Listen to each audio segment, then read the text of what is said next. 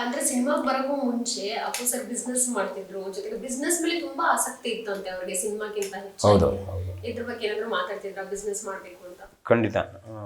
ಅಪ್ಪು ಸಾರು ಆರ್ಟಿಸ್ಟ್ ಆಗ್ತಾರೆ ಅಂತ ಕನಸು ಮನಸ್ಸಲ್ಲೂ ನಾವು ತಿಳ್ಕೊಂಡಿರಲಿಲ್ಲ. ಅಂದರೆ ಚಿಕ್ಕದ್ರಲ್ಲಿ ಆ್ಯಕ್ಟ್ ಮಾಡಿದ್ರು ಅದು ಅದು ಅಷ್ಟಕ್ಕೆ ಸೀಮಿತ ಅಷ್ಟು. ಮತ್ತು ಹೀರೋ ಆಗ್ತಾರೆ, ಆ, ತೆರೆ ಮೇಲೆ ಚಿತ್ರರಂಗದಲ್ಲಿ ಈ ಥರ ಒಂದು ಹೆಸರು ಮಾಡ್ತಾರೆ ಅಂತ ನಮ್ಗೆ ನಿಜವಾಗ್ಲೂ ಗೊತ್ತಿಲ್ಲ, ಕನಸು ಮನಸ್ಸಲ್ಲೂ ಅಂದ್ಕೊಂಡಿರಲಿಲ್ಲ. ಅಪ್ಪು ಸಾರು ನನಗೆ ಅಪ್ಪಂಗೆ ಹೇಳೋರು, ನಮ್ಮ ತಂದೆಗೆ ಗ್ರಾನೈಟ್ ಬಿಸ್ನೆಸ್ಸು ಮಾಡ್ತಿದ್ರು ಅವರು, ಗ್ರಾನೈಟು ಅದು ಇದು. ಆಗ ಅಪ್ಪ ಹೇಳ್ತಿದ್ರು, ನನ್ನ ಮಗನೂ ಜೊತೆಗೆ ಹಾಕೊಂಬಿಡಪ್ಪ ಕೆಲಸಕ್ಕೆ ಏನಾದ್ರು. ಆಯಿತು ಆಯಿತು ಹೇಳ್ತೀನಿ, ನಾನು ಮಾಡಿಸ್ತೀನಿ ಖಂಡಿತ, ನಾನು ಕೆಲಸ ಕೊಡ್ತೀನಿ ಅಂತ. ಸೊ ಕೆಲಸ ಕೊಡ್ತಿದ್ರು. ಅಷ್ಟರಲ್ಲಿ ಏನಾಯ್ತೋ ಏನು ಕಥೆನೋ ಗೊತ್ತಿಲ್ಲ, ಅದು ಹೆಂಗೆ ಡ್ಯಾನ್ಸ್ ಕಲ್ತರು ಗೊತ್ತಿಲ್ಲ, ಅದು ಹೆಂಗೆ ಫೈಟ್ ಕಲ್ತರು ಗೊತ್ತಿಲ್ಲ, ನಮಗೇನು ಗೊತ್ತೇ ಇಲ್ಲ. ನೋಡಿದ್ರೆ ಅಪ್ಪು ಸಿನಿಮಾ ಅನೌನ್ಸು. ಅಯ್ಯೋ ದೇವ್ರೆ ಏನಿದು, ಖುಷಿನೇ ಖುಷಿನೇ. ಬಟ್ ಈ ಥರ ಮಟ್ಟಕ್ಕೆ ಹೆಸರಾಗುತ್ತೆ ಅಂತ ಗೊತ್ತಿಲ್ಲ. ಏನೋ ಮಾಮೂಲಿ ಸಿನಿಮಾ ಮಾಡಿದ್ದಾರೆ, 4 ಫೈಟ್ ಇರುತ್ತೆ, ಹಾಡಿರುತ್ತೆ, ಏನೋ ಅಣ್ಣವ್ರ ಕಂಪ್ನಿಲಿ ಒಂದು ನಾಯಕ ಬಂದರು, ಇನ್ನೊಬ್ಬರು ನಾಯಕ ಬಂದರು ಅಂತ ಅಂದ್ಕೊಂಡಿದ್ವಿ. ಬಟ್ ಈ ಮಟ್ಟಕ್ಕೆ ಇಟ್ಟಾಗುತ್ತೆ ಅಂತ ಕನಸು ಮನಸ್ಸಲ್ಲೂ ಗೊತ್ತಿಲ್ಲ. ಸಿನಿಮಾಗಳ ಜೊತೆಗೆ ಬಿಸ್ನೆಸ್ ಬಗ್ಗೆ ಮಾತಾಡ್ತಿದ್ರ ನಿಮ್ಮೊಟ್ಟಿಗೆ? ಇಲ್ಲ, ಮುಂಚೆ ಅವ್ರು ಬಿಸ್ನೆಸ್ ಮಾಡ್ತಿದ್ರು, ಹೇಳ್ತಿದ್ರು. ಅವ್ರ ಮನೆ ಫಂಕ್ಷನ್ಸ್ಗಳಿಗೆಲ್ಲ ಹೋದಾಗೆಲ್ಲ ನಮ್ಮ ತಂದೆಗೂ ಹೇಳೋರು, ನನಗೂ ಹೇಳ್ತೀನಿ, ಯಾವ್ದಾದ್ರು ಕೆಲಸ ಹೇಳ್ತೀನಿ ಅಂದರು. ಆಮೇಲೆ ಅವರು ನಾಯಕ ನಟರಾದರು, ನಾವು ಈ ಕಡೆ ಆ್ಯಕ್ಟಿಂಗು, ಆ ಕಡೆ ಈ ಕಡೆ ಡೈರೆಕ್ಷನ್ ಫೀಲ್ಡು ಈ ಕಡೆ ಬಂದ್ಬಿಟ್ವಿ. ಕಾಲಕ್ರಮೇಣ ಹಿಂಗೆ ಬರ್ತಾ ಬರ್ತಾ ಬರ್ತಾ ಹಿಂಗೆ ಅಪ್ಪು ಸರ್ನ ಈಗ ಅವರು 4 ವರ್ಷದ ಮುಂಚೆ ಹೋದೆ. ಹಿಂಗೆ PRK ಆಫೀಸು ಆಗಿತ್ತು, 4 ವರ್ಷದ ಮುಂಚೆ ಹೋದೆ. ಹಿಂಗೆ ಏನೋ ಅವ್ರ ಮನೆಗೆ ಏನಕ್ಕೋ ಹಿಂಗೆ ಫಂಕ್ಷನ್ನು ಹಿಂಗೆ ಹೋಗಿದ್ವಿ. ಏನು ಮಾಡ್ತಿದ್ಯಾ ಅಂದರು. ಹಿಂಗೆ ವರ್ಕ್ ಮಾಡ್ತಿದ್ದೀನಿ, ಆ್ಯಕ್ಟ್ ಮಾಡ್ತಿದ್ದೀನಿ ಅಂತ ಅಂದೆ.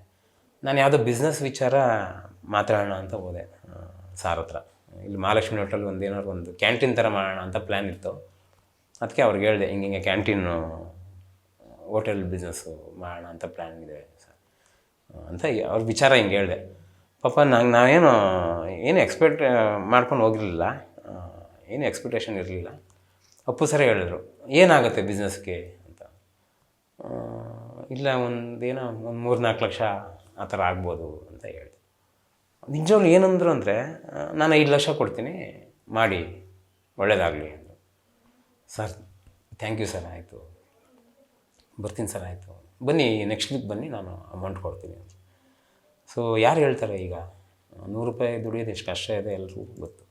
ಅಂಥದ್ರಲ್ಲಿ 5 ಲಕ್ಷ ಅಂತ ಅಂದರೆ ಹುಡುಗಾಟದ ಮಾತಲ್ಲ, ಎಲ್ಲೂ ಏನು ಹೇಳೋಕ್ಕೆ ಹೋಗಬೇಡಿ ಅಂದರು. ಕರೆಕ್ಟು, ಆಯಿತು ಸರ್.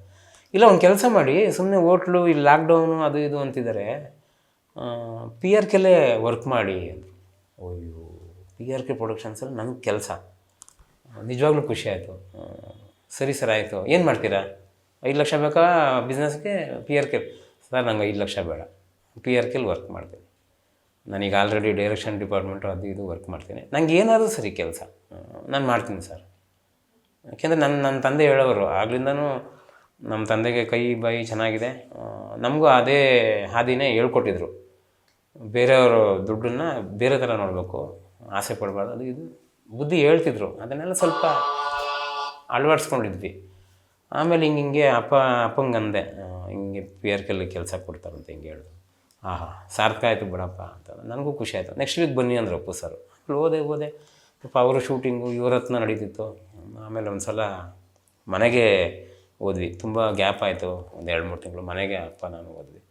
ಪಾಪ ಮನೆಗೆ ಹೋದಾಗ ಅದೇ ನಮ್ಮ ಲಾಸ್ಟ್ ಭೇಟಿ. ಅವರು 1 ತಿಂಗಳು ಮುಂಚೆ ನಮಗೆ ಸಿಕ್ಕಿದ್ರು.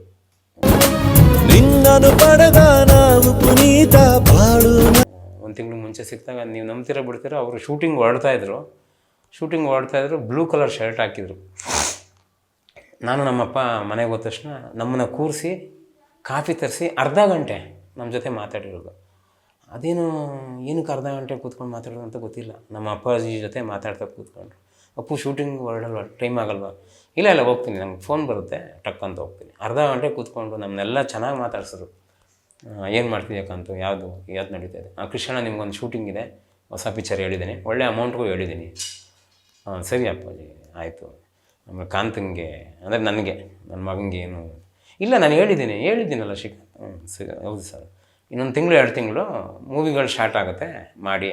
ನಾನು ಅಲ್ಲಿ ಹೇಳಿದೆ ಅಪ್ಪು ಸರ್ಗೆ, ಸರ್ ನಾನು ಡೈರೆಕ್ಷನ್ ಡಿಪಾರ್ಟ್ಮೆಂಟ್ ಅಂತಲೇ ಮೈಂಡಲ್ಲಿ ನೀವು ಅಂದ್ಕೊಂಬೇಡಿ, ಏನು ಕೆಲಸ ಇದ್ರೂ ನಾನು ಮಾಡ್ತೀನಿ, ಟೀಮ್ ವರ್ಕು. ಆಯಿತು ಹೌದಾ ಸರಿ ನಾನು ಅಶ್ವಿನಿ ಹತ್ರ ಮಾತಾಡ್ತೀನಿ ಅಂತ ಅಂದರು 1 ತಿಂಗಳು ಮುಂಚೆ. ಆಮೇಲೆ ಹಿಂಗಾಗೋಯ್ತು, ಭಾರಿ ನೋವಾಯಿತು. ಅದು ಎಲ್ರಿಗೂ ಗೊತ್ತು ಆ ನೋವು ಹೆಂಗಾಗಿದೆ ಅಂತ, ಎಲ್ಲ ಜನಕ್ಕೂ ಗೊತ್ತು.